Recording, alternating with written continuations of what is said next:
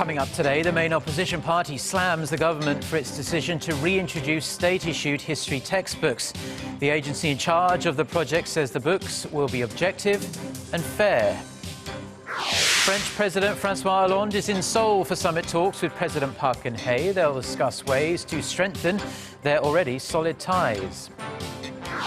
Plus, Korea continues to suffer from its worst drought in decades. Weather experts say the arid conditions are likely to stick around for the next several months.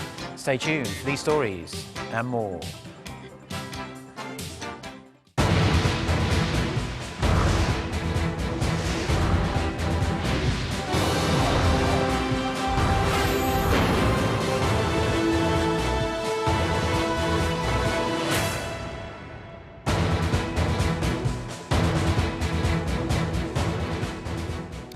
Hello, it's noon on Wednesday, the 4th of November. You're tuned in to our midday newscast here on Arirang TV. Thank you ever so much for joining us. I'm Mark Broome.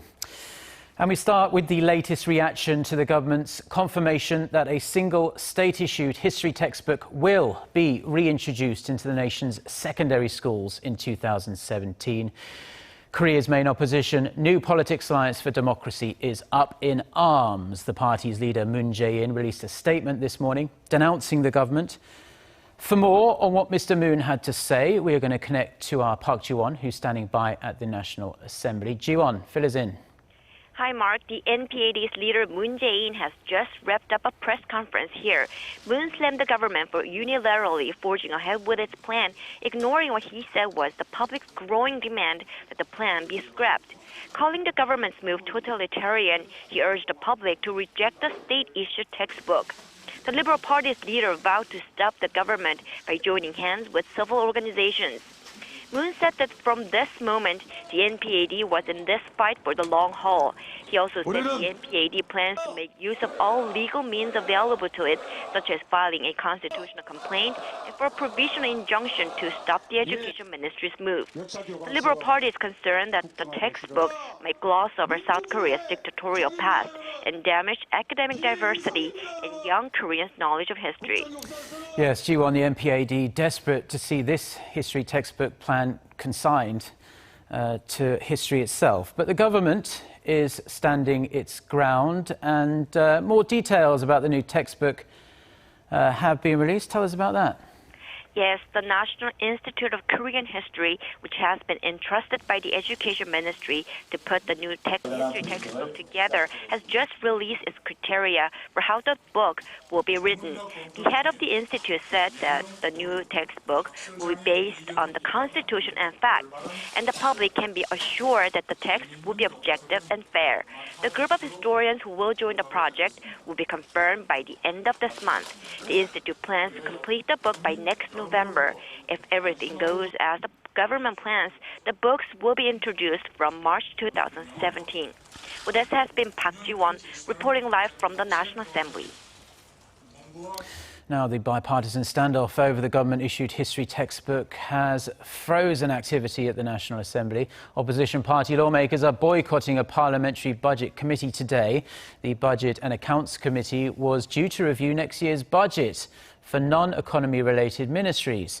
The rival parties must complete the review and agree on modifications by the deadline of November 30th. 5 standing committees, also scheduled to open today, have been pushed back.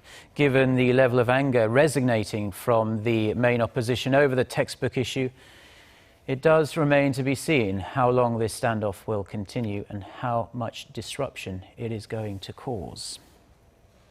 Now, in other news, President Park Geun-hye will hold summit talks with her French counterpart Francois Hollande later today.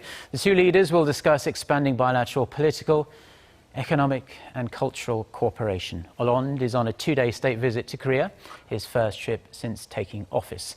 Both leaders are also expected to exchange views on regional issues regarding the Korean Peninsula and Northeast Asia, as well as global issues such as climate change. They will hold a joint press conference following the summit.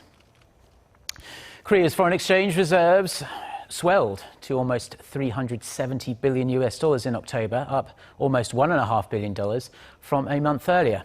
The Bank of Korea attributes the rise to an increase in overseas deposits, which rose to over $25 billion. The value of foreign reserves held in securities increased by $260 million compared to the previous month. The rise in reserves follows a 2 consecutive month fall from July due to currency fluctuations. As of the end of September, Korea remained as the 7th largest holder of foreign reserves in the world. Now, in the clearest sign yet that the world's second biggest economy may not be able to reach its growth target of 7% this year, the Chinese leader has set a new bottom line for growth at 6.5%. According to China's state-run Xinhua news agency, Xi Jinping said the country needs no less than 6.5% growth to achieve its goal of doubling the economy's size by 2020 from its 2010 level. President Xi was quoted as saying that in the next 5 years, China's development should not just be focused on growth pace, but also on growth volume and, more importantly, growth quality. The Chinese leader's remarks are viewed as the latest indication that Beijing might lower its official growth target, which has been at 7% since 2011. Now, while Korea's domestic economy is rebounding due to a range of government measures, the country's exports continued their downward streak in October. Korea's trade ministry hopes a consumer goods showcase event will encourage firms to diversify their products for sale overseas. Our Shin Se-min has this report. Drawings of the Joseon Dynasty era, sketched on clocks, hand pouches, and even umbrellas are just a few of the products used daily. Other products with Korea's familiar animated character Pororo and well-known K-pop stars are also catching many eyes. It's a way for firms to easily approach their consumers using art pieces and famous characters already well known. Some 500 Korean fashion, home appliance, and health-related product manufacturers attended the Korea Consumer Goods Showcase, displaying products catching the global buyers' attention. The Trade Ministry said global retailers, including U.S. Amazon, China's #2 online shopping mall JD.com, and France's Yves Rocher are just a few that attended. Actually, we are looking for products like whitening products, slimming, and this is something that our customers are looking at in Dubai. Just last month, Korean exports plunged nearly 16% from a year ago, logging the largest decline of the year. And among the exported products, all sectors, including portable communication devices, showed a significant drop, calling for a need to cater to shifting global demands. We have to change the structure of our exports, which currently depend largely on intermediary goods, to consumer goods.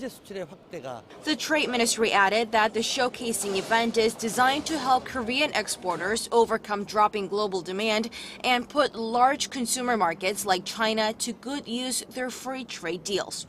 Shin Se-min, Arirang News. Now, as we just heard there, the main driver of Korea's economy is exports, and shipments heading out of the country account for more than half of Korea's gross domestic product. But sluggish global demand in recent years means fewer export-heavy companies are enjoying the success they enjoyed a decade ago. Our Geunhye has this report. Almost half of Korea's 100 biggest listed companies by market cap changed in the past 10 years. And a big chunk of companies focusing on domestic demand, not exports, added their names to the list. Market Tracker CEO Score says among 41 new firms that entered the top 100, 15 were in the retail, food and beverage, and service sectors like Kakao Corp, the operator of Korea's most widely used messenger application Kakao Talk. Firms that failed to stay in the list came mainly from the construction, shipbuilding, and petrochemical industries, which have been losing steam in recent years. Heavy industries that benefited from the former President Lee Myung-bak's currency policy experienced a drastic downhill slide after 2012 and dropped out of the top 100 list. Experts add that sluggish global demand coupled with the rising competitive edge of Chinese products against domestic ones were also factored into the trend, while service sectors weren't really bothered from such uncertainties. Service sectors are also benefiting from easing regulations by the government that aim to foster the industry as the next growth engine. The market cap of those companies is reflecting their potential. He went on to say that the trend is expected to continue for the time being as exports are widely forecast to remain sluggish next year. All of the firms are listed on the Korea Composite Stock Price Index KOSPI based on market cap as of October 30th. Hwang Ji-hye, Arirang News. Now, more than 3 days have passed since a Russian plane crashed in the Sinai Peninsula, but we still have more questions than answers about what brought the plane down. The confusion has spawned several theories, but the authorities say it is still too soon to speculate. Son Jung-in has the latest. Satellite imagery has emerged that is raising new questions about what caused the Russian passenger jet to crash in Egypt. CNN and other U.S. television networks reported Tuesday, citing U.S. officials, that a military satellite detected a heat flash over the Sinai Peninsula at the time of the crash.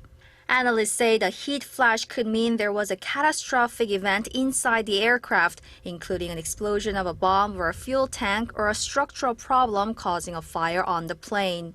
However, they said it's too soon to jump to conclusions, as the flash could have been triggered by the breakup of the plane itself.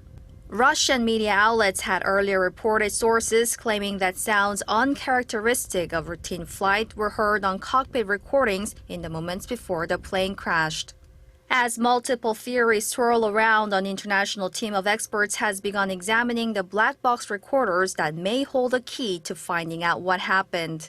The Russian government has refused to rule out terrorism, but Egypt's president said any claims the clash was linked to the Islamic State militant group was propaganda. Meanwhile, the sad process of identifying the 224 victims continues in St. Petersburg. Son Jung-in, Arirang News. A senior U.S. official has identified North Korea, Iran, China, Russia and the Islamic State militant group as the biggest threats to the United States. Speaking at the Defense One summit in Washington this week, U.S. Deputy Defense Secretary Robert Work said the global security situation has changed rapidly over the past 5 years. Secretary Work said threats coming from Russia and the Islamic State group is growing in addition to Iran, China and North Korea, and he called for a grand strategy to counter growing risks. Now, countries on both sides of the Pacific Ocean, including Korea, are suffering their worst droughts in decades. Weather experts say it's mostly down to a supercharged El Nino. Bad news is the arid conditions are expected to continue until the first half of next year at the earliest. Kim Ji-yeon reports. This was once a lake in the western United States, but a 4-year drought split its floor and now it resembles a turtle's back. Adjacent farms are also at a standstill as wells have dried up. It is a major drought. If you consider the past 4 years, it has been probably the most extreme drought with respect to both precipitation and temperature in the past 120 years. Korea has also been suffering from a drought for 2 years, one of the worst since related records began in 1973. The Korea Meteorological Administration says accumulated rainfall so far this year is just 63% that of last year, at around 780 millimeters. Local experts are pointing to the Super El Nino as the culprit. El Nino is a climate cycle in the Pacific Ocean that begins when warm water shifts eastward along the equator. It has already taken effect and is expected to continue during the winter and develop into a Super El Nino. Experts predict water shortages in Korea will continue until next year's summer monsoon season. In the meantime, the phenomenon is expected to have a considerable impact on the life cycles of crops, animals, and insects. The Centers for Disease Control says the number of mosquitoes it collected this year was just a quarter of average levels. Kim Ji-yeon, Arirang News.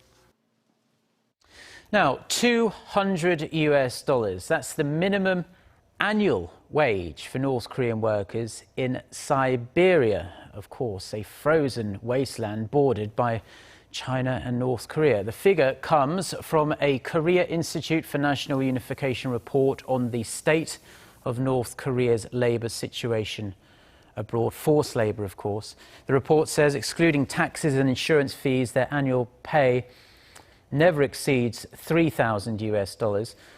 On top of that, on departure back to North Korea, the average worker from that country has an estimated $1,000 debt. This due to visa, travel and accommodation fees that they have to pay, amounting to more than $2 billion annually, according to a recent UN report. Most of this money earned by North Koreans forced to work overseas is sent to the North Korean regime. The first hearing in the so-called Itaewon murder trial begins today. Edward Lee, the man acquitted of the crime in the first trial 17 years ago, has been called by the prosecution as a witness. His former acquaintance, 36-year-old Arthur John Patterson, the man you're looking at there, is in the dock, accused of stabbing Korean college student Jo Jung-pil to death in the bathroom of a fast food restaurant in the Itaewon district of Seoul in April 1997. Both Patterson and Lee admit to being in the crime scene, but both continue to insist the other committed the murder. Now, this case has attracted enormous attention here in Korea over the past couple of decades. It even inspired a movie, The Case of Itaewon Homicide, released in 2009. The judge in this new case says he wants to complete the trial within 6 months.